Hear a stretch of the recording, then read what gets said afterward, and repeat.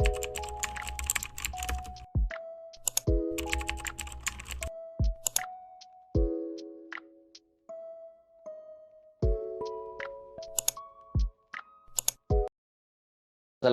warahmatullahi wabarakatuh. Baiklah, pada video kali ini kami akan menjelaskan materi mengenai bagaimana harmoni kewajiban dan hak negara dan warga negara dalam demokrasi yang bersumbu pada kedaulatan rakyat dan musyawarah untuk mufakat. Sebelumnya, kami berterima kasih kepada Bapak dosen pengampu, yaitu Bapak Saleh Al-Hamid, selaku dosen pengampu mata kuliah kewarganegaraan. Sebelum kami melanjutkan materi pada kali ini, alangkah baiknya kami memperkenalkan nama kami terlebih dahulu. Sebelumnya saya sendiri perkenalkan, nama saya Ragil Setiawan Muhammad Pembengo dan teman-teman saya. Saya Abdurrahman, Anratarin S. Paudi, Kandrilia Botutihe, Maimun Malango. Ya, tanpa berlama-lama, mari kita langsung simak video pada kali ini. Masuk pada materi pertama, menelusuri konsep dan urgensi harmoni kewajiban dan hak negara dan warga negara. Hak adalah kuasa untuk menerima atau melakukan sesuatu yang semestinya diterima atau dilakukan oleh pihak tertentu dan tidak dapat oleh pihak lain manapun juga, yang pada prinsipnya dapat dituntut secara paksa olehnya. Wajib adalah beban untuk memberikan sesuatu yang semestinya dibiarkan atau diberikan oleh pihak tertentu tidak dapat oleh pihak lain manapun, yang pada prinsipnya dapat dituntut secara paksa oleh yang berkepentingan. Kewajiban dengan demikian merupakan sesuatu yang harus dilakukan. Noto Nagoro 1950. Hak dan kewajiban merupakan sesuatu yang tidak dapat dipisahkan menurut teori kolerasi yang dianut oleh pengikut utilitit Arianisme.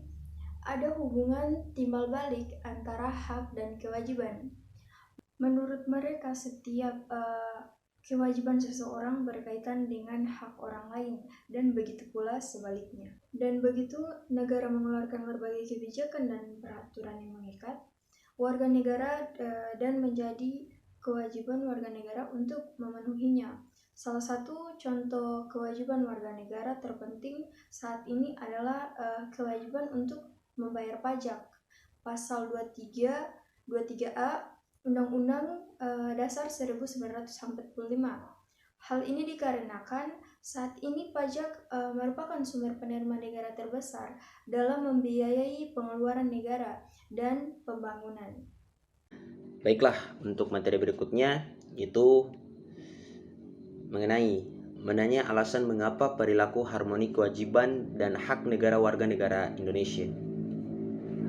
Hak dan kewajiban warga negara Indonesia dan hak asasi manusia dewasa ini menjadi amat penting untuk dikaji mendalam, mengingat negara kita sedang membutuhkan atau menumbuhkan kehidupan demokrasi. Di suatu pihak, implementasi hak dan kewajiban menjadi salah satu indikator keberhasilan tumbuhnya kehidupan demokrasi. Di lain pihak, hanya dalam satu negara yang menjalani sistem pemerintahan demokrasi, hak asasi manusia maupun hak dan kewajiban negara dapat terjamin. Pengaturan hak asasi manusia maupun hak kewajiban negara secara lebih proporsional kepada berbagai peraturan perundang-undangan sangat bermanfaat. Mengapa demikian? Itu akan menjadi acuan bagi penyelenggara negara agar terhindar dari tindakan sewenang-wenangan ketika mengoptimalkan tugas dan kenegaraan. Sedangkan bagi masyarakat atau warga negara, hal itu merupakan pegangan atau pedoman dalam mengaktualisasikan hak-hak dengan penuh rasa tanggung jawab. Itu dikutip dari tokoh Handayani tahun 2015 tanggal 2 sampai tanggal 3. Hak kewajiban merupakan suatu yang tidak dapat dipisahkan, akan tetapi menjadi pertentangan karena hak dan kewajiban tidak seimbang, bahwa setiap warga negara memiliki hak dan kewajiban untuk mendapatkan penghidupannya yang layak. Tetapi pada kenyataannya banyak warga negara yang belum merasakan kesejahteraan dalam menjalani kehidupannya. Semua itu terjadi karena pemerintahan para pejabat tinggi lebih banyak mengeluhkan hak daripada kewajibannya. Untuk mencapai keseimbangan ini antara hak dan kewajiban dengan cara mengetahui posisi diri sendiri sebagai seorang warga negara. Harus tahu hak dan kewajiban. Jika hak dan kewajiban seimbang dan terpenuhi, maka kehidupan masyarakat akan menjadi sejahtera. Hak dan kewajiban di Indonesia ini tidak pernah seimbang. Bisa dikatakan seperti itu apabila masyarakat tidak bergerak untuk merubahnya. Baik, materi selanjutnya yaitu menggali sumber historis, sosiologis, politik tentang harmoni kewajiban dan hak negara dan warga negara Indonesia. Yang pertama yaitu sumber historis. Secara historis, perjuangan menegakkan hak asasi manusia terjadi di dunia barat yaitu Eropa. Seorang filsuf Inggris pada abad ke-17 yaitu John Locke yang pertama kali merumuskan adanya hak alamiah atau natural rights yang melekat pada setiap diri manusia yaitu hak atas hidup, hak kebebasan, dan hak milik. Perkembangan selanjutnya ditandai dengan adanya 3 peristiwa penting di dunia barat. Yang pertama yaitu Magna Carta pada tahun 1215, piagam perjanjian antara Raja John dari Inggris dengan para bangsawan. Isinya adalah pemberian jaminan beberapa hak oleh raja kepada para bangsawan serta keturunannya, seperti hak untuk tidak dipenjarakan tanpa adanya pemeriksaan pengadilan. Jaminan itu diberikan sebagai balasan atas bantuan biaya pemerintahan yang telah diberikan oleh para bangsawan. Kemudian yang kedua yaitu Revolusi Amerika pada tahun 1276. Perang kemerdekaan rakyat Amerika Serikat melawan penjajahan Inggris disebut Revolusi Amerika. Declaration of Independence atau Deklarasi Kemerdekaan Amerika Serikat menjadi negara merdeka pada tanggal 4 Juli 1776 merupakan hasil dari revolusi ini.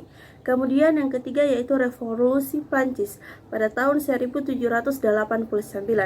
Revolusi Prancis adalah bentuk perlawanan rakyat Prancis kepada rajanya sendiri yang telah bertindak sewenang-wenang dan absolut. Pernyataan hak-hak manusia dan warga negara dihasilkan oleh Revolusi Prancis. Pernyataan ini memuat 3 hal, yaitu hak atas kebebasan atau liberty, kesamaan atau equality, dan persaudaraan atau fraternity. Pemahaman hak asasi manusia di Indonesia sebagai tatanan nilai, norma, sikap yang hidup di masyarakat, dan acuan bertindak pada dasarnya berlangsung sudah cukup lama. Perkembangan pemikiran dan pengaturan hak asasi manusia di Indonesia dibagi dalam 2 periode, yaitu periode sebelum kemerdekaan pada tahun 1908 sampai 1945 dan periode setelah kemerdekaan yaitu pada tahun 1945 sampai dengan sekarang. Konsep kewajiban berfungsi sebagai penyeimbang antara kebebasan dan tanggung jawab. Hak lebih terkait dengan kebebasan, sedangkan kewajiban terkait dengan tanggung jawab.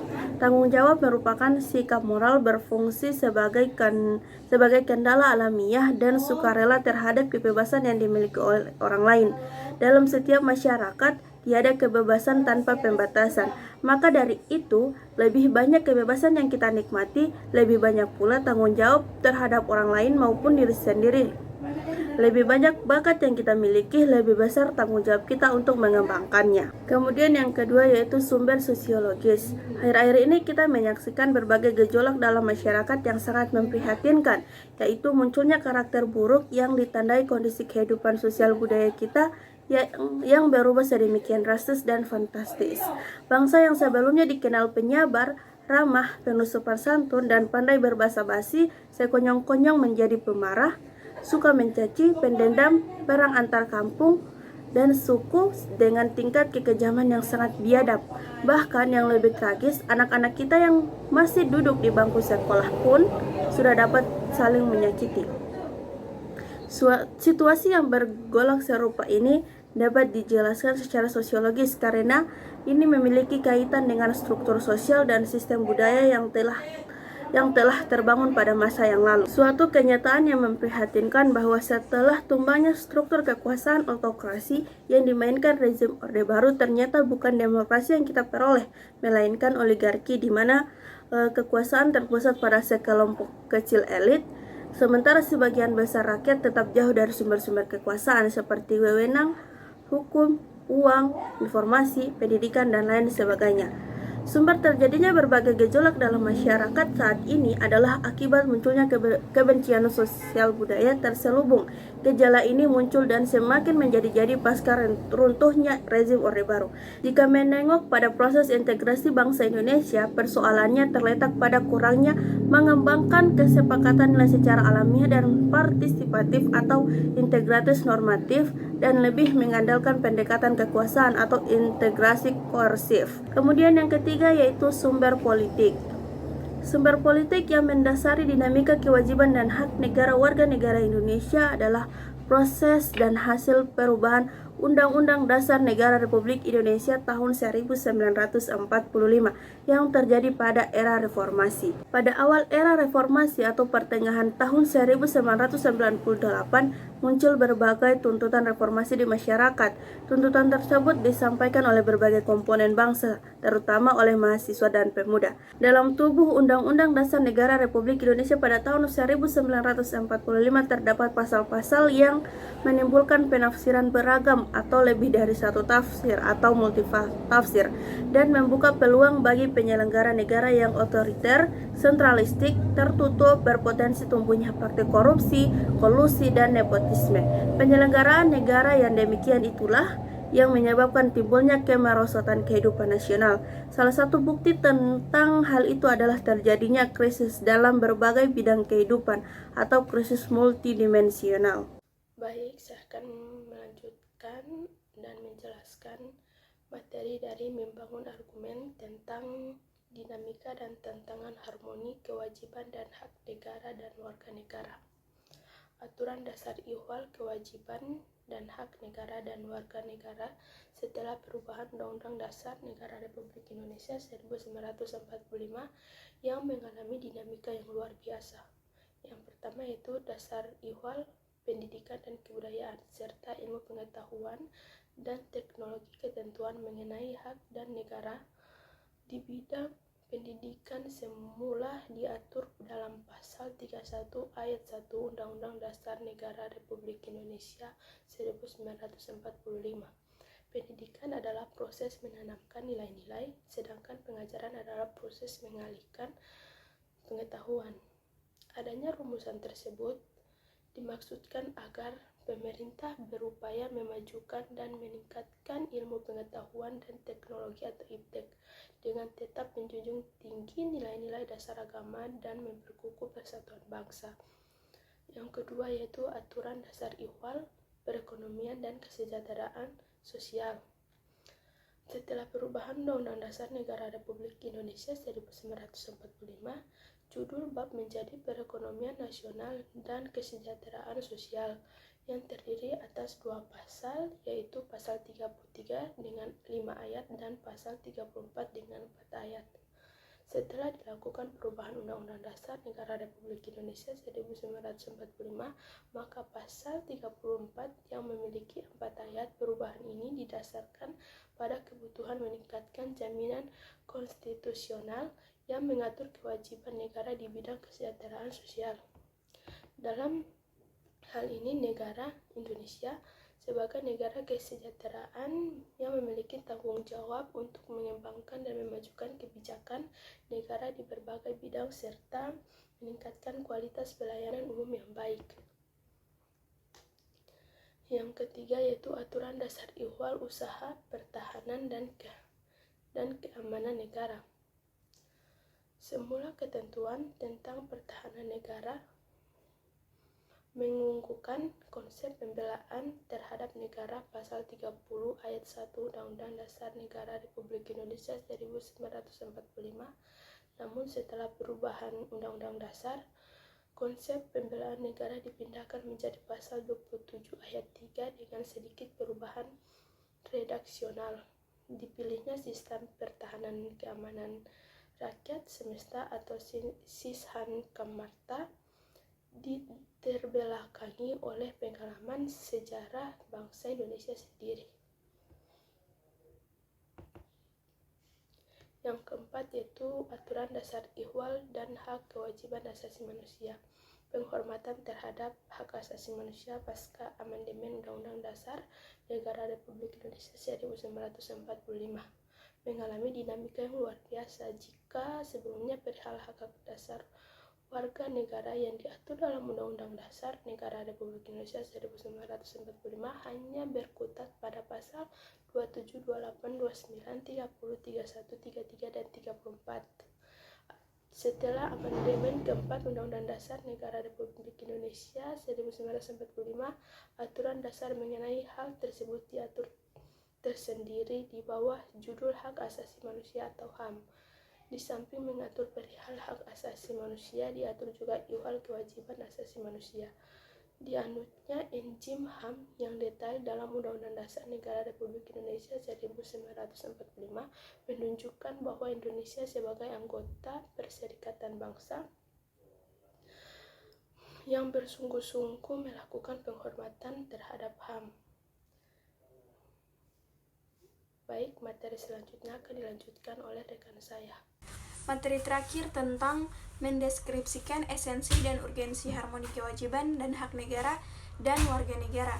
Undang-Undang tahun 1945 tidak hanya memuat aturan dasar ihwal kewajiban dan hak negara, melainkan juga kewajiban dan hak warga negara. Dengan demikian, terdapat harmoni kewajiban dan hak negara di satu pihak, dengan kewajiban dan hak warga negara di pihak lain. Untuk memahami persoalan tersebut, kita pergunakan pendekatan kebutuhan warga negara yang meliputi kebutuhan akan agama, pendidikan dan kebudayaan, perekonomian nasional dan kesejahteraan rakyat, serta pertahanan dan keamanan. Yang pertama itu agama. Bangsa Indonesia dikenal sebagai bangsa yang religius. Kepercayaan bangsa kita kepada Tuhan Yang Maha Esa telah ada semenjak zaman prasejarah, sebelum datangnya pengaruh agama-agama besar ke tanah air kita. Karena itu, dalam perkembangan bangsa kita mudah menerima penyebaran agama-agama besar itu. Rakyat bangsa kita menganut berbagai agama berdasarkan kitab suci yang diyakininya. Undang-Undang Dasar merupakan dokumen hukum yang mewujudkan cita-cita bersama setiap rakyat Indonesia. Jadi, dalam hal ini, cita-cita bersama untuk mewujudkan kehidupan beragama juga merupakan bagian yang diatur dalam Undang-Undang Dasar. Ketentuan mengenai agama diatur dalam UUD 1945 pasal 29. Kemudian yang kedua, pendidikan dan kebudayaan. Pendidikan dan kebudayaan merupakan dua istilah yang satu sama lain saling berkorelasi sangat erat. Pendidikan adalah salah satu bentuk upaya pembudayaan. Melalui proses pendidikan kebudayaan bukan saja ditransformasikan dari generasi tua ke generasi muda, melainkan dikembangkan sehingga mencapai derajat tertinggi berupa peradaban. Tujuan pendidikan nasional dapat ditemukan dalam pasal 31 ayat 3 Undang-Undang Dasar 1945. Rumusan pasal ini mengakomodasi nilai-nilai dan pandangan hidup bangsa yang religius. Maknanya adalah bahwa untuk mencapai tujuan pendidikan nasional, yaitu mencerdaskan kehidupan bangsa, harus dilakukan dengan meningkatkan keimanan dan ketakwaan serta akhlak mulia. Kemudian yang ketiga, perekonomian nasional dan kesejahteraan rakyat. Sesuai pasal 33 ayat 1 UUD tahun 1945, asas perekonomian nasional adalah kekeluargaan. Kekeluargaan dapat diartikan sebagai kerjasama yang dilakukan lebih dari seorang dalam menyelesaikan pekerjaan, baik untuk kepentingan pribadi maupun kepentingan umum. Hasil pekerjaan bersama memberikan manfaat yang dapat dinikmati secara adil oleh banyak orang. Tujuannya agar pekerjaan dapat cepat selesai dan memberikan hasil lebih baik. Kemudian yang keempat, pertahanan dan keamanan berdasarkan aturan dasar ihwal pertahanan dan keamanan negara pasal 30 ayat 2 UUD tahun 1945 bahwa usaha pertahanan dan keamanan negara dilaksanakan melalui sistem pertahanan dan keamanan rakyat semesta oleh Tentara Nasional Indonesia dan Kepolisian Negara Republik Indonesia sebagai komponen utama dan rakyat sebagai kekuatan pendukung. Pengaturan dengan undang-undang mengenai pertahanan dan keamanan negara merupakan konsekuensi logis dari prinsip yang menempatkan urusan pertahanan dan keamanan sebagai kepentingan rakyat. Sekian penjelasan materi dari kami. Wassalamualaikum warahmatullahi wabarakatuh.